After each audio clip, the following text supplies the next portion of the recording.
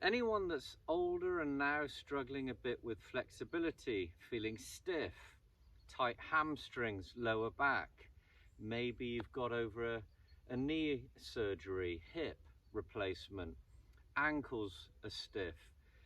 These limitations will heavily affect your golf.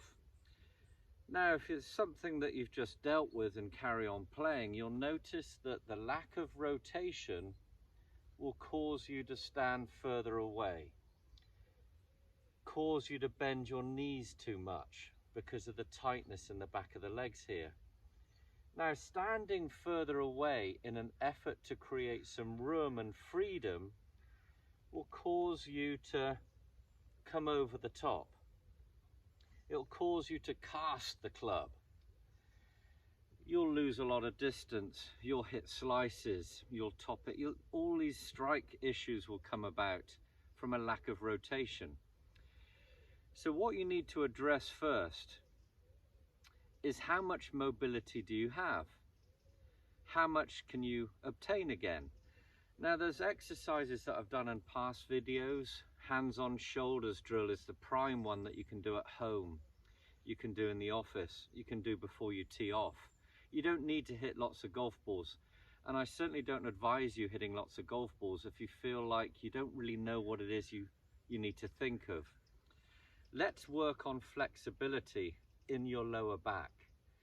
Also, while you're making these exercises, you can see how your knees are and how your hips are. So just real quick again, the turning exercise.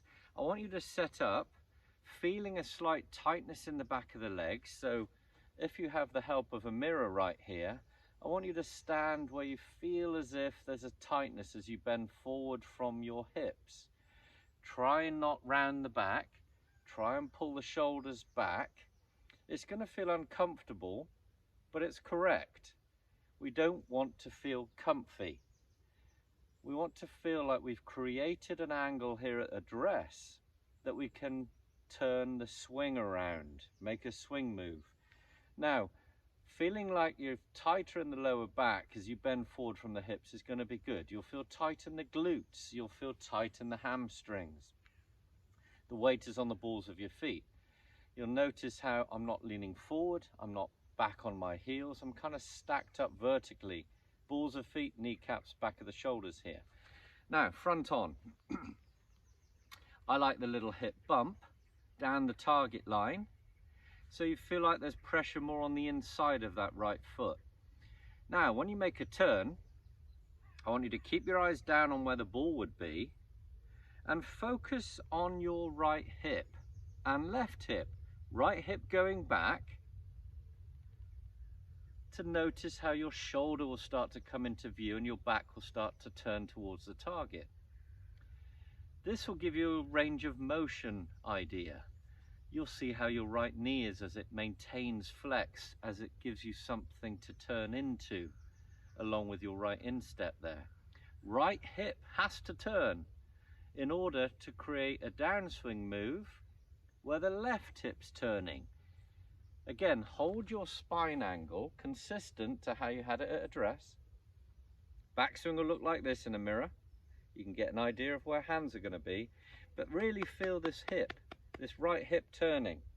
Not sliding, not sliding, not sliding to get the weight to go to the edge of your right foot or straightening your right leg. That's a very common move. I want you to focus on your right knee staying flexed as you turn that right hip. Then in the downswing, really focus on the left hip. Turn, turn, turn, turn, turn, turn, turn, turn. This is where it's really going to stretch up your left side. You're going to feel a pinch right here in your right side. Tightening in the back of the leg. Then when you get through this position, the job's done. You're past impact.